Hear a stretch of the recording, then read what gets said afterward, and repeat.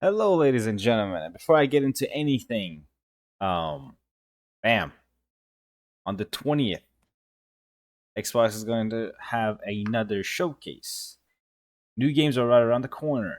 Come watch Xbox Partner Preview on November 20th for sneak peeks at a third-party titles like 007, First Light Reanimal, Tides of Annihilation, which is going to be a specific thing I will separately cover, and more. And, you know, we're hoping for the two Masters DLC to be showed here. So on November 20th, 8 a.m. Pacific time, 1 p.m. Eastern time, and 6 p.m. GMT, you can tune in to watch this. If there's anything Ninja Gaiden related, I will cover, but I will 100% cover Tides of Annihilation because it is a hack and slash game, and that's that. Anyways, today we're going to cover the final part of the archives, which is the world. So let's get into that immediately. It's going to be a short one, thankfully, and I won't have too much to add. So, with the first one, the new clan that has been introduced in NG4, the Raven Clan, Shadow of the Haybusa Clan. A branch of the Haybusa Clan and direct descendants of the Dark Dragon. Like the Haybusa Clan, those of the Raven Clan are trained in the ways of the ninja. The clan acts behind the scenes and is known only to do the Hayabusa clan and Murai of the Shadow Clan. Known only to this, sorry, not do. When the Dark Dragon fell to evil and had its fate severed from the Divine Dragons, the Raven clan became pawns of the powerful figures who used them to perform assassinations and other illicit acts of war. Even today, they continue to peck out the trash and have it made it their creed to take missions that ensure societies continues evolving. The clan embraces new ways of thinking and other traditions, and thanks to their specialization in technology, has equipped its members with highly advanced gear and development, a unit structure similar to modern military bodies. Following the prophecy of his clan, Yakumo sets off to assassinate the priestess of the Dark Dragon before changing his target, the Dark Dragon himself, which is the premise of the story. Hayabusa Clan, descendants of the Divine Dragons, a clan of ninjas and descendant of the dragon lineage.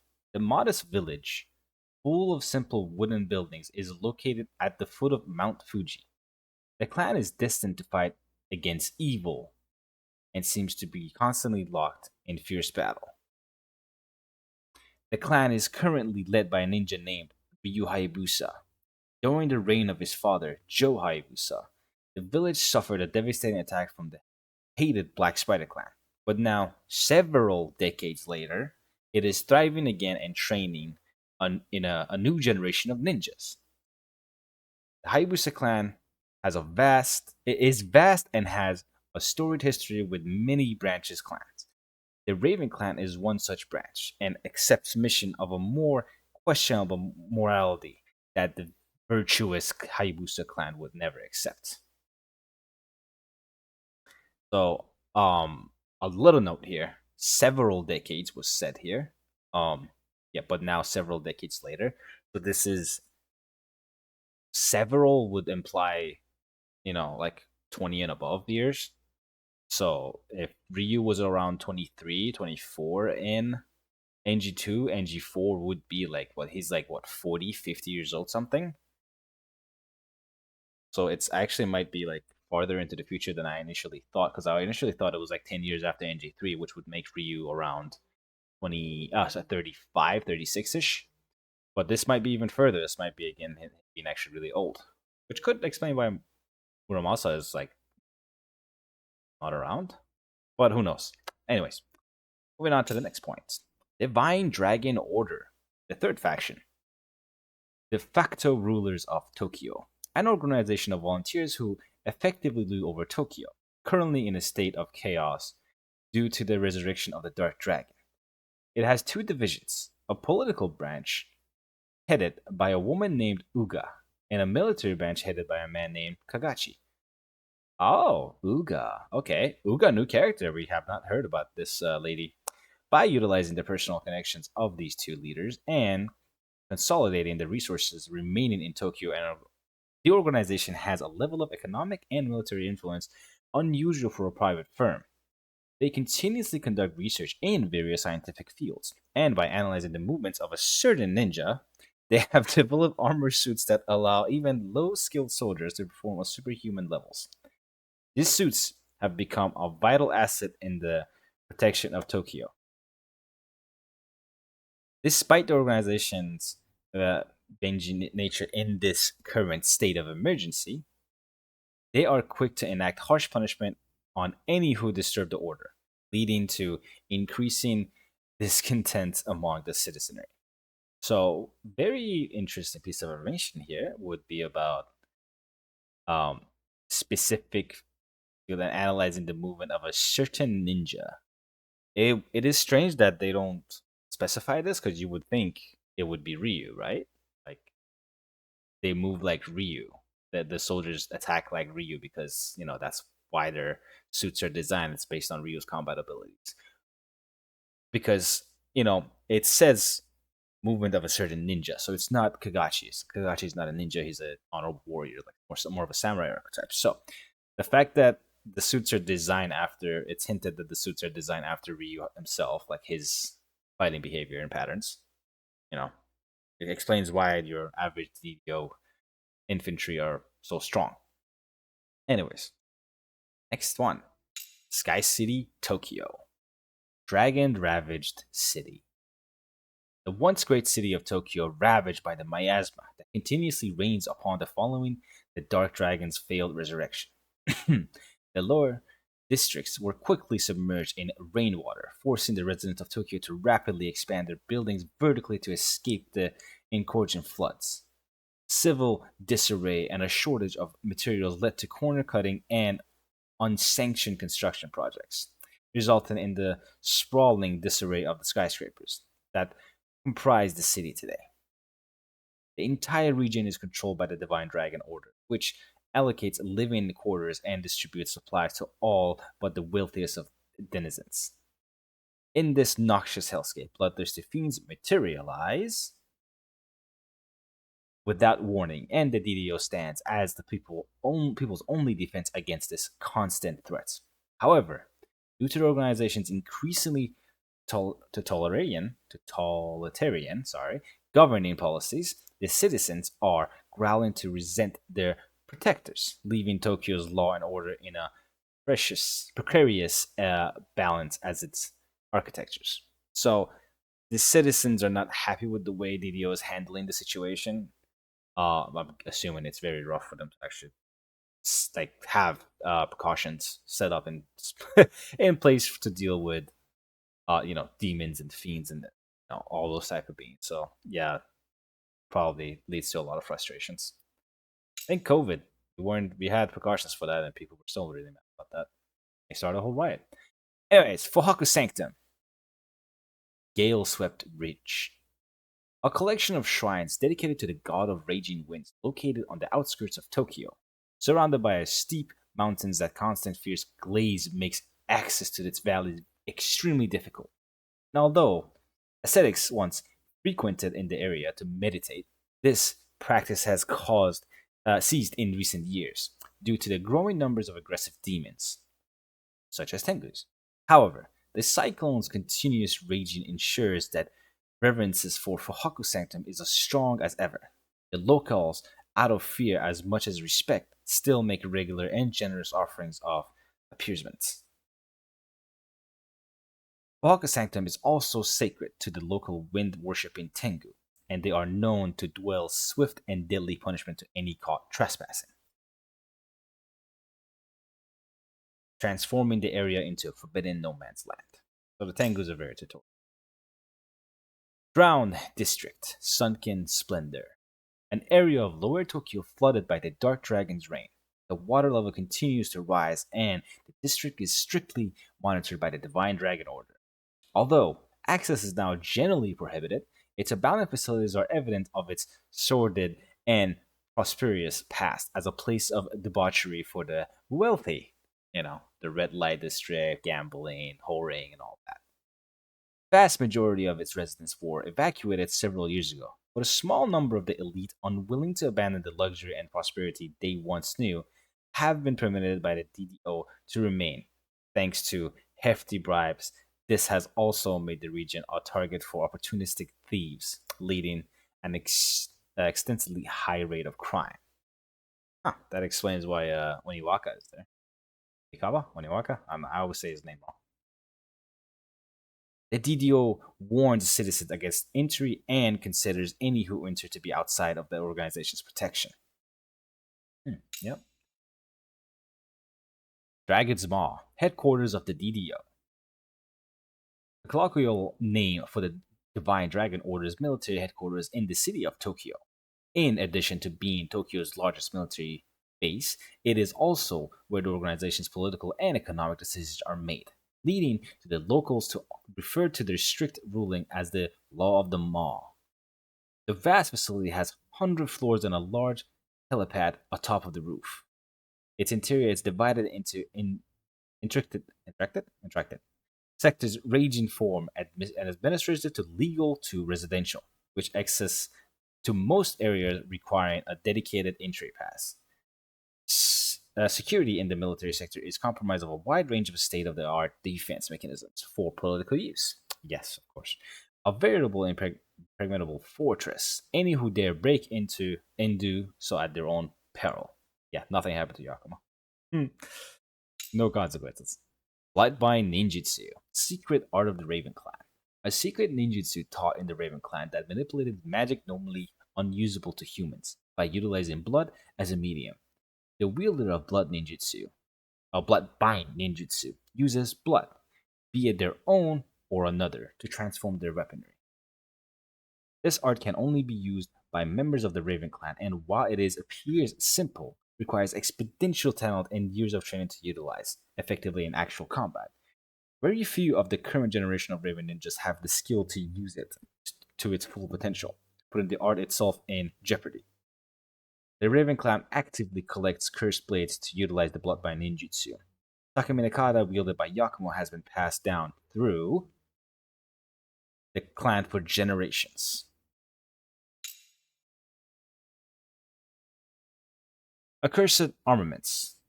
I was actually going to talk about these, so it's actually really good that it's right after it. Because I was going to bring up the fact that the other weapons we see Yakumo used are also Bloodbind compatible.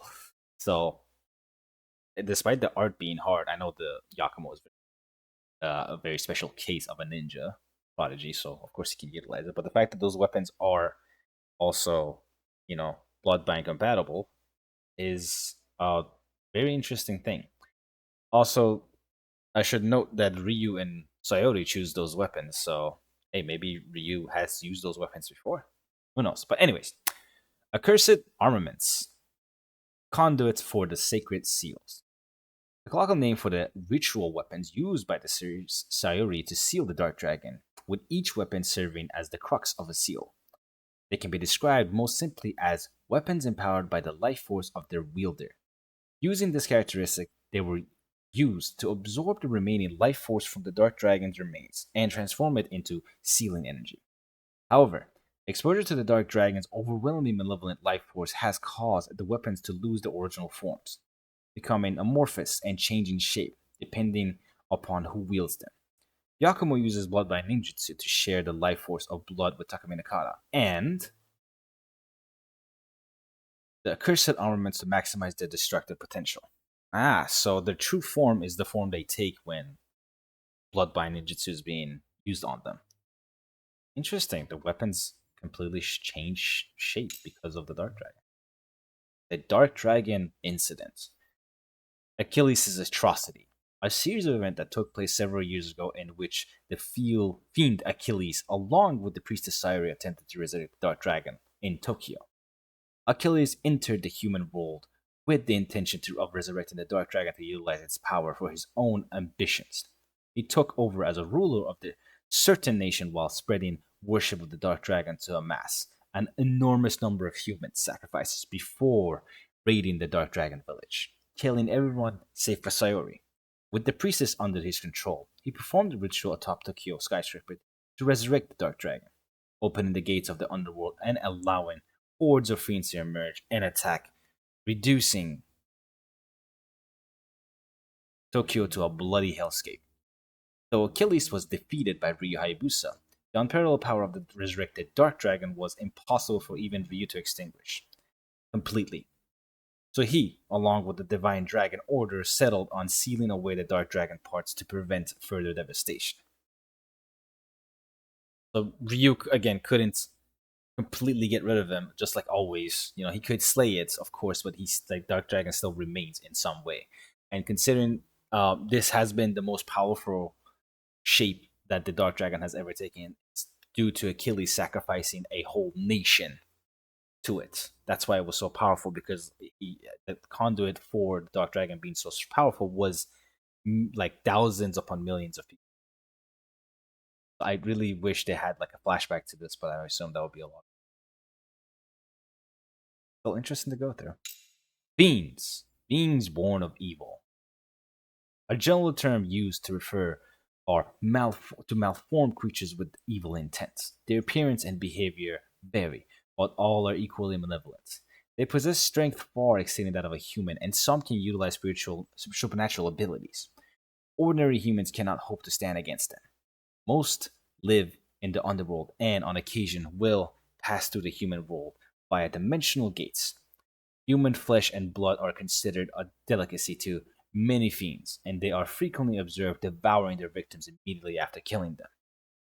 The fiends possess a distinct hierarchy detected by the power they hold. The most powerful fiends are capable of manipulating the forces of nature at will, even causing wild-scale natural disasters, like Alexi with the thunderstorms, or Wolf with the sandstorms, or Zodinius with how much they can fucking piss you off.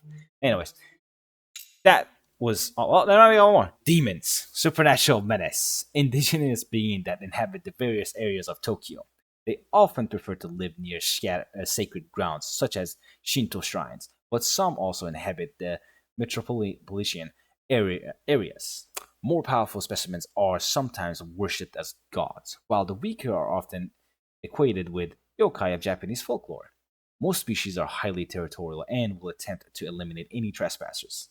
This is a defensive instinct to prevent their fragile existence, as demons lose their supernatural powers when forced outside of the lands they are bound to, cutting their lifespans significantly. Thoughts arisen from human emotions are the source of demons' power, and fear is known to empower them drastically. A long-lived demon that has accumulated the copium volumes of fear is no less powerful than a high-level fiend, making it no wonder that humans often regard them with reverence befitting of a god. So yeah, the demons, they're essentially yokais. Um, in Japanese folklore, the reason why these yokai exist is because of myths, legends, uh, literally folklore. Just people talking about it gives it so much negative energy that it becomes something. Like the kappa's actual like origins are very disgusting. If you want to search it up, go for it. But I'm not going to talk about it in the video because it's that disgusting. And like tanukis and all those, like all these like onis, all these are folklores. They have originated because people tell stories of something that happened. They exaggerate it, and it actually turns into something. Granted, even the term folklore and all that, it's just speculations for the most. But yeah, demons are beings that mostly have been created because of human thought process, whether it's through fear, or any other senses, like if you're envious, if you're like revenge filled, anything like that can spawn these demons. That's why they're so varied in their design, because different things can spawn them. So I think the most important part of the archive is the world setting, because it gives you a lot of information. Like the fact that the DDO soldiers are designed after Ryu himself, right? It doesn't say directly, but it implies it, right? And the fact that there is another head of the DDO, which is Uga. It's the lady that is in the political stance with it. That she's the frontline general, and Uga is the politician. So that's kind of cool too. And the fact that the Achilles event is much, much, much bigger than what the game implies. Like, it is a massive thing that happened. It's actually the whole reason why everything even happened in the first place. So yeah, the world part of the archives is the one that you need to read the most and pay attention. And with that being said, I am going to upload the full archive with all the pictures of the enemies, everything, like every line of dialogue, everything. It's a 4-minute video. Every time you press the forward or back button on your PC or laptop, whatever you use on phone, it's going to be different because it goes ahead by 10 seconds. So, but I've timed it that every time you press forward, it goes forward by 5 seconds and the page changes. So you can track it that way. And everything I go in order. So again, if you want to look at that archive yourself without me talking over it, you can do that. It's going to get uploaded right after this video. So with that being said, I'll possibly and hopefully see you guys on the 20th. And if you see anything on Ninja Gaiden, but even if you don't, Tides of Annihilation will get covered by me. With that said, I'm going to cut this video off because I don't want to get too digress too much from the main point. Thank you for watching these very short series of the archives. I'm sure these will get updated when the 2 Masters DLC comes out with new enemy types, characters, weapons, or even world info. So until then, thank you for watching, and I'll see you guys next time.